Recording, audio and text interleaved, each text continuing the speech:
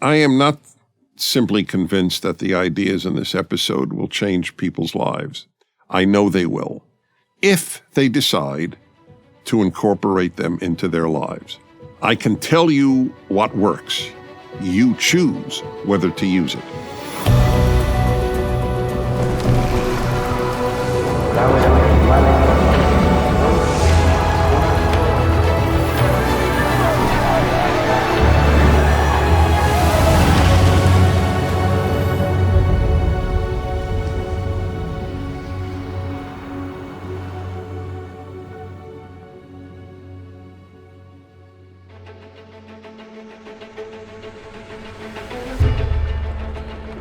Life, liberty, and the pursuit of happiness. It's actually mentioned in the United States Declaration of Independence.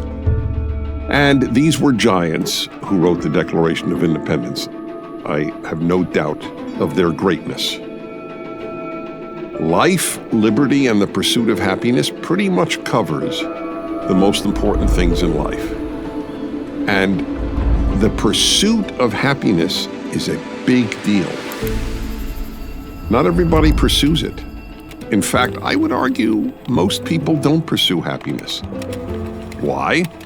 They think, hey, I'm either happy or I'm not happy. I can't pursue it. It's sort of like a mirage in most people's minds, but it's not true. People pursue whatever is important in life. It's important to you, for example, to succeed in some profession. So you pursue success in that profession. If it means getting a college degree, you pursue that. Of course you can pursue happiness. Why wouldn't you be able to? You think it's entirely a feeling that just drops down from heaven upon you? I mean, it's actually silly when you think about it, to think that happiness is just an emotional state. That's a part of it. But my point is, you can pursue happiness and affect your emotional state. So now let's talk about pursuing happiness. Let me begin with the key point.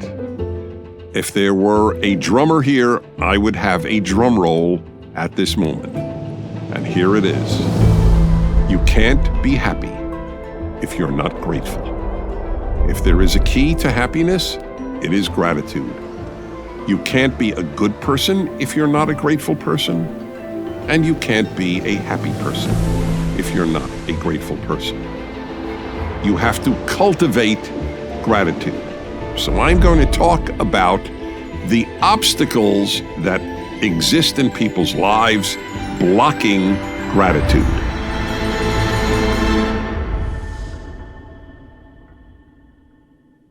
Victimhood. If you think of yourself as a victim, by definition, you are not a grateful human being.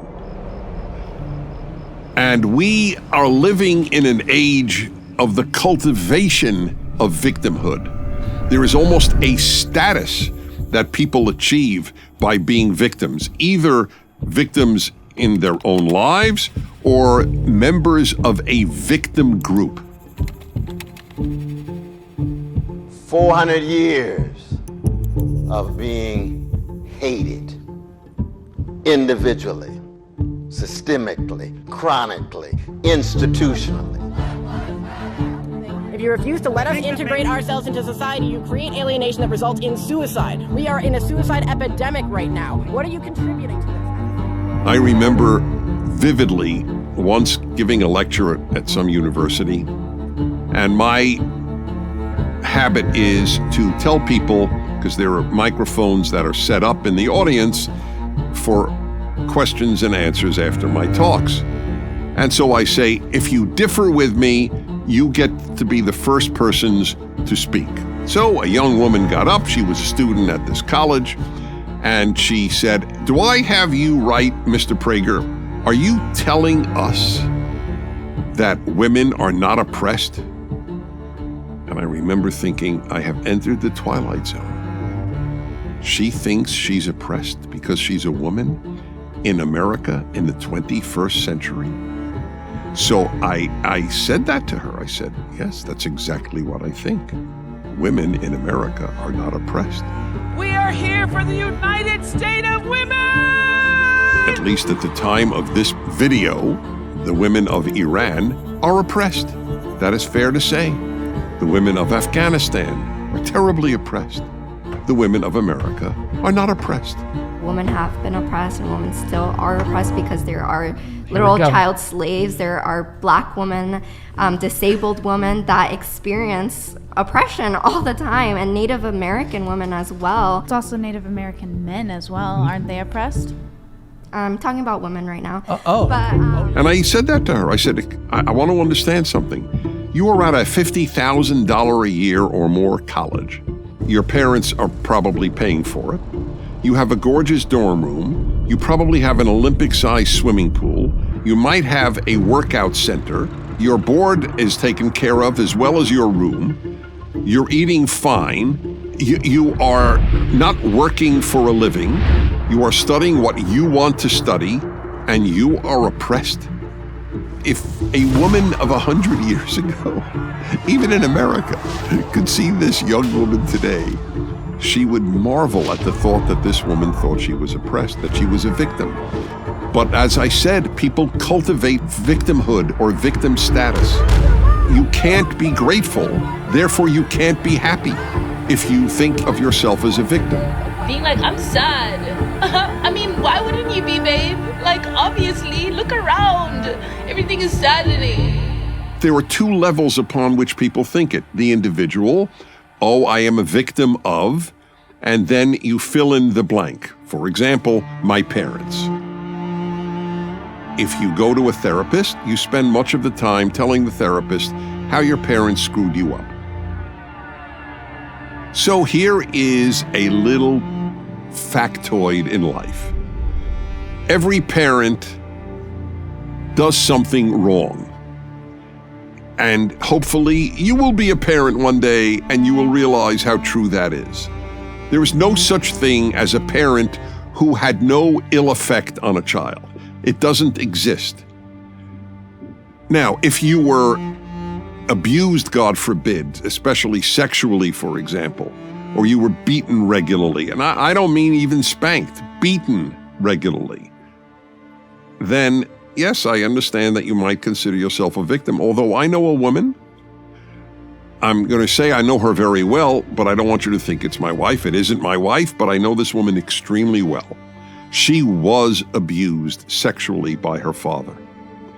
And even she, to her amazing credit, she decided not to regard herself as a victim. And this woman has a very upbeat personality. She chose, and by the way, that's the key word for everything in life. We choose. You choose whether to see yourself as a victim. You are not necessarily objectively a victim. You have chosen to regard yourself as such. People who think of themselves as victims are angry. Do you ever identify angry people with happy people? Of course not. If you walk around angry, you're not happy. And they cannot walk through life enjoying themselves. They don't allow themselves to enjoy life because if they enjoy life, they're not a victim.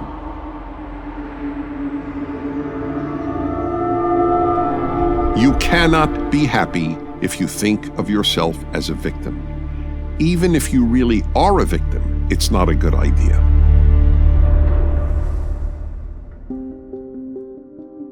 This is the most controversial chapter in my book on happiness. Happiness is a serious problem, and the most controversial idea of my happiness ideas. Don't have expectations. Expectations and gratitude are sort of mutually exclusive. The more expectations you have, the less gratitude you will have.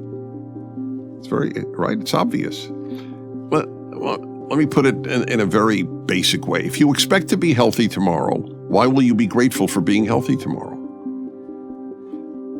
Who generally are people who are grateful if they're healthy?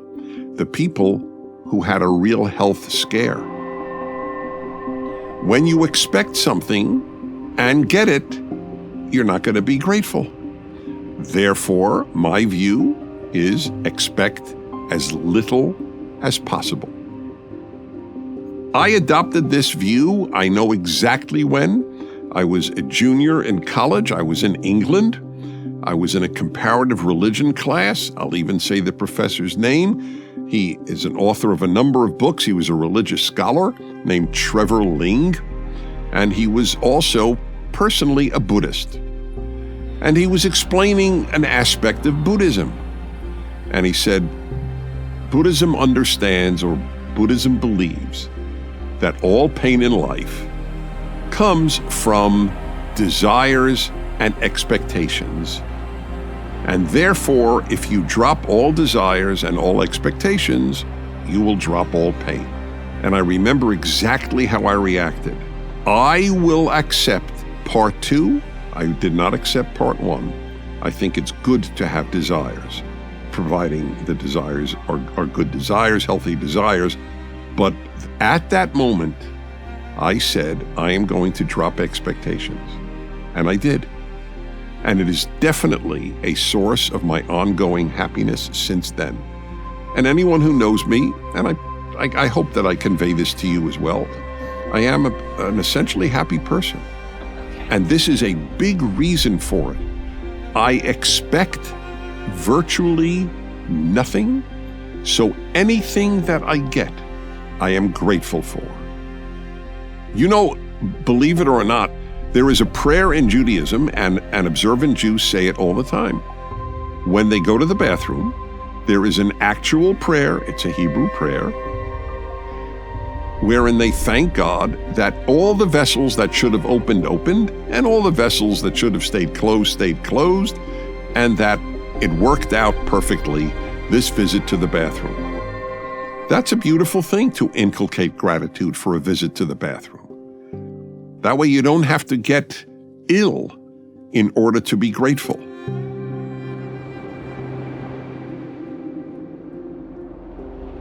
You got to understand life is difficult. I guess you could even put this under the rubric of expectations. The more you understand that life is difficult, the less you will expect it to be easy.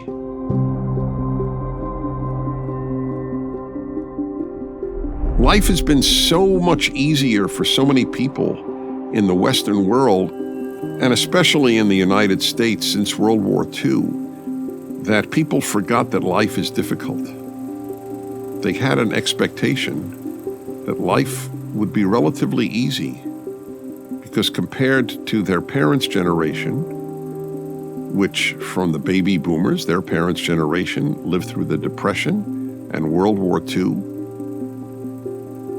so many families lost a child in the war. Most of humanity has known all through history that life is difficult. If you don't know that, I don't see how you can be happy. I have a motto. When nothing's horrific, life is terrific.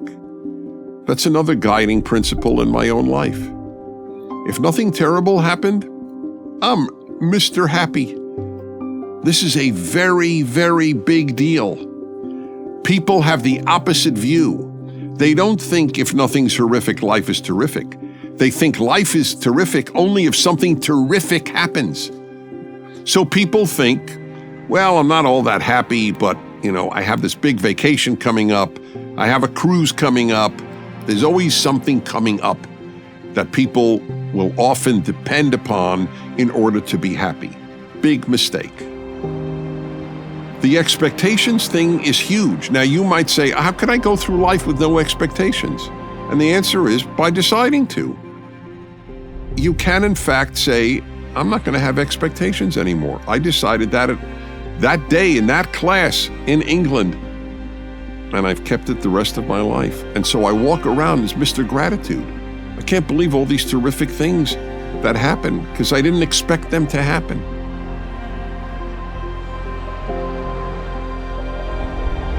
Having great expectations undermines the key component of happiness, gratitude. The missing tile syndrome. And this is another block against happiness and against gratitude. Here's the missing tile syndrome. I think visually, so I have a visual image. I want you to think of a ceiling composed of tiles. And you look up and you see one tile is missing. What will you focus your attention on? Indeed, you might even stare at the missing tile. There could be 500, 1,000 tiles on that ceiling. You will look at the one missing one. This is what I call the missing tile syndrome. And it is built into human nature to focus on what we are missing. You might have 999 tiles present in your life, but you'll focus on the one missing. And now I will tell you how I learned this. It was a great line from a guy. I don't know where I met him. I don't remember any circumstances, but I do remember what he said. He said, Dennis, the guy was a bald guy. And he said, whenever I enter a room, all I see is hair. And I thought, holy crow, thank you, sir. You have opened my mind to the human condition. Everybody has an equivalent to the bald guy who only sees hair. Whatever you're missing, that's what you see. And since everybody's missing something, that's what they see. So what's the solution to the missing tile syndrome? One is maybe you can actually find the tile and replace it. Another way to deal with it is to think, it's no big deal. Yeah, you know what? I'm not going to focus on the missing tile, which is overwhelmingly the best response, unless, as I said, there are times when you can in fact find the tile. That's great. But then you'll have something, you'll find another missing tile. That's just the way it works in life. So you've got to stop staring at the missing tile. Because if you stare at the missing tile, you're not going to develop much gratitude for all the tiles that you do have.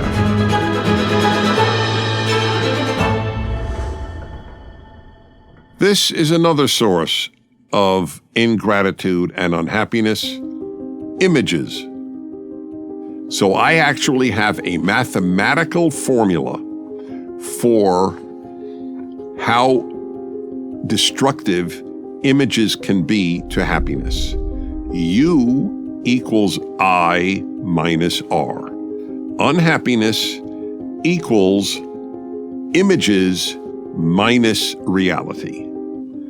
If you have an image and reality differs from that image, the amount that your reality differs from that image is the amount of unhappiness you will experience. Images are potentially extremely destructive, and everybody I know, everyone, has had images that were crushed. I always find it effective to be personal, so I'll be personal. And I had an image before I was ever married. I always knew I wanted to have a family, always knew that. And I was finally married at the age of 32, and it ended in divorce. And I had an image of a lifelong marriage to the same woman and 4 children. Here I had 1 child, and I was getting divorced. So that image was shattered. A very powerful image in my life. So what do you do? And everybody has an image shattered.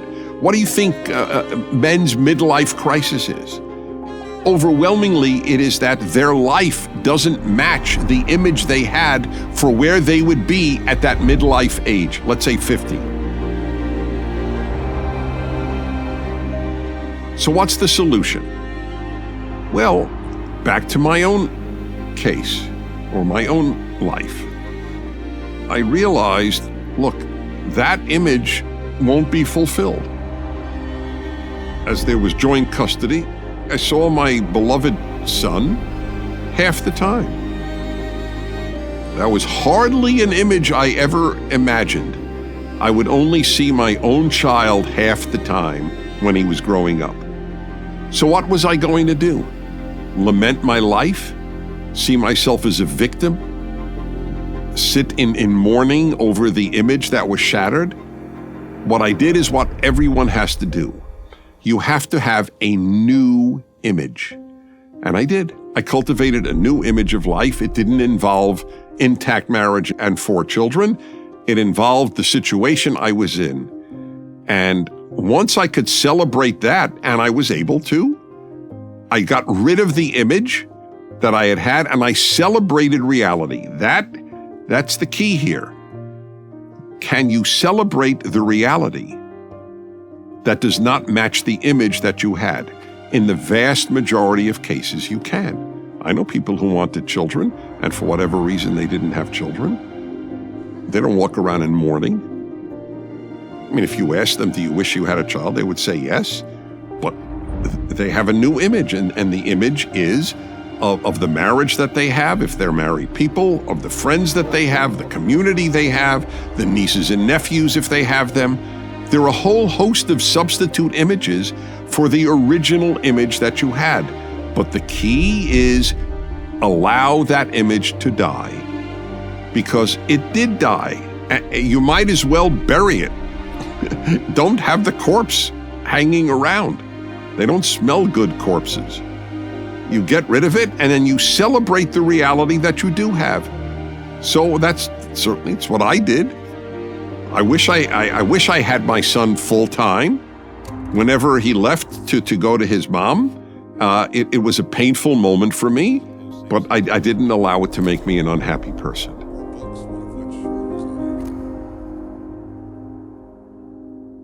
I got a great story about a guy and an image. It's my all-time favorite. So I was in my 20s, and I met I think the guy was about 35, and he was an Orthodox Jew, and he was a bachelor, which is very rare. Orthodox Jews get married early, just as evangelical Christians and Mormons and traditional Catholics, traditionally religious people, to their credit, in my opinion, get married early. This guy was 35, good-looking guy, seemed totally intact, had a good job. So I'm talking to him, and I said, I'm curious, you're an Orthodox Jew, you're 35 years old, you're not married. May I ask what the issue is? Do you want to get married? He said, oh my God, you have no idea how much I want to get married. And I'm an outlier in Orthodox Jewish life. I said, okay, so if I may ask, well, why aren't you married? He said, well, because I haven't met the right woman. Most people hearing that answer let the conversation die. I didn't. I pursued it. I said, oh, okay, I'm just curious. Can you describe for me the right woman? And then the guy said, yes. I would like to marry a playboy playmate who studies Torah. And I thought, I don't think there are playboy playmates who study Torah. I have a feeling this guy's going to be a bachelor forever. It's a funny but telling example of an image that blocked the guy from happiness. Images can play a terrible part. They can play a positive part, by the way. If you imagine yourself, for example, I think you should, imagine yourself a better person than you are. Imagine yourself courageous. Imagine yourself more honest. That could be a beautiful thing in life. But when I'm talking about images as undermining happiness and undermining gratitude, it's these other images of a sort of perfect life, perfect everything. U equals I minus R. The gap between your reality and your images is the amount of unhappiness in your life. Fresh from From his talks with President Eisenhower, Soviet Premier Khrushchev spans the globe to be the guest of Red China's aggressive Mao Zedong at Beijing. One more thing about images. Images for your own life are damaging. Images for society are catastrophic. People who imagine perfect societies have created hell on earth. It's another subject for another time, but I couldn't let it go. Imagining a society, for example, where there's no inequality, that is not going to be a free or decent society. It's a time to renew our own commitment to acceptance, dignity, and equal rights for all. If the word equity means equality, why don't they use the word equality? Well, what do you think it means exactly? I know what it means. It means equality of outcome. Why do you think that's so toxic? Because it means standards don't matter. It means results matter. Imagining a society where everyone is free of any prejudice is a lovely thing. But the people who imagine these perfect societies, who imagine utopia, create dystopia. We want to help you actually envision a world where we don't have police. Like, really think about that. What would a world without police look like? Images are a problem because they don't allow you to appreciate the good that you now have, because that will always pale in comparison to the image you create.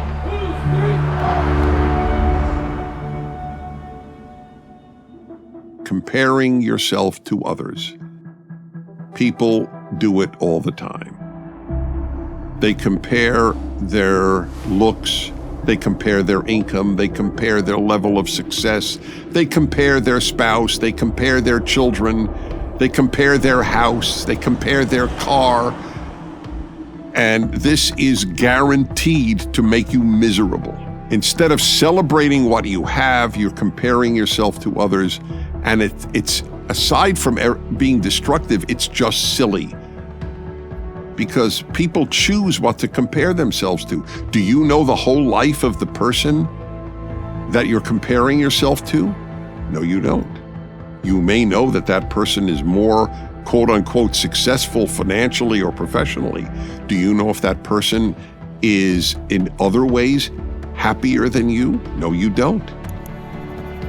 Comparing yourself to others is a truly foolish, self-destructive thing to do, because then again, you won't be grateful for what you have. I'll give another personal example, a professional example. Hi, welcome to the show. I've been a talk show host for decades, and I have had a national show for decades. And I was up against, the entire time, another national and American talk show host. At the exact same time I broadcast, he broadcast as well. His name was Rush Limbaugh. How about dealing with real antisocial behavior like murder, riots, and mayhem, Senator Simon? He was more successful than I my entire career. There was no comparison. He probably earned 20 times more than I did. And I was well aware of this and had 2 or 3 times as many stations as I did.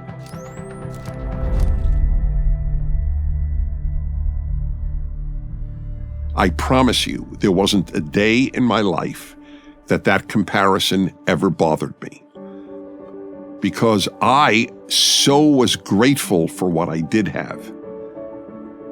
Yes, he had more stations and more income, but how many people have a national radio show? At those hours, in America, 3, maybe 4, out of hundreds of millions of people? That's how I looked at it. By the way, that's how you should always look at it. People always compare themselves to the ones they think are doing better or are happier or whatever. We compare ourselves to people in one narrow arena and think that they have it better, but you don't know all the arenas of their lives. You don't know what inner demons they have, for example. You don't know what other issues that they have in life. You only know the one area where you think that, or know that they are better off than you. But you don't know others, and people do it with everything. They see kids who seem to be better behaved or nicer or happier than their own kids. People compare all the time. Instead of celebrating what they have and being grateful, and God knows how grateful I have been for the work and opportunities that I have had to touch people's lives, it never occurred to me to compare myself negatively to somebody else. I realized how lucky I was. Walking around thinking how lucky you are, that's the mother of gratitude, and gratitude is the mother of happiness. That's why they moved to the United States. I'm often asked, I mean really often, because I travel almost every week of the year. I am so often asked, don't you ever get tired of traveling, Dennis? And I always answer them this way, because it's my honest answer. Let me ask you a question. People are inviting me to speak all over the world, and I'm supposed to get tired of that?